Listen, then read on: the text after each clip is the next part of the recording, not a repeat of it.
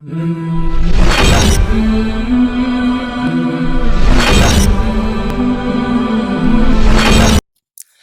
الله الرحمن الرحيم.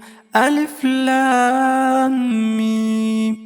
ذلك الكتاب لا ريب فيه هدى للمتقين الذين يؤمنون بالغيب ويقيمون الصلاة ومما رزقناهم ينفقون والذين يؤمنون بما أنزل إليك وما أنزل من قبلك وبالآخرة هم يوقنون أولئك على هدى من ربهم وأولئك هم المفلحون إن الذين كفروا سواء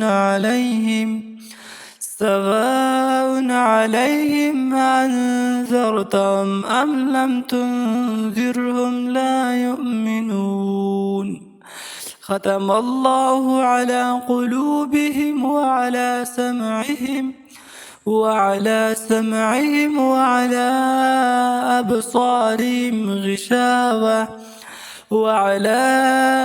أبصارهم غشاوة ولهم عذاب عظيم.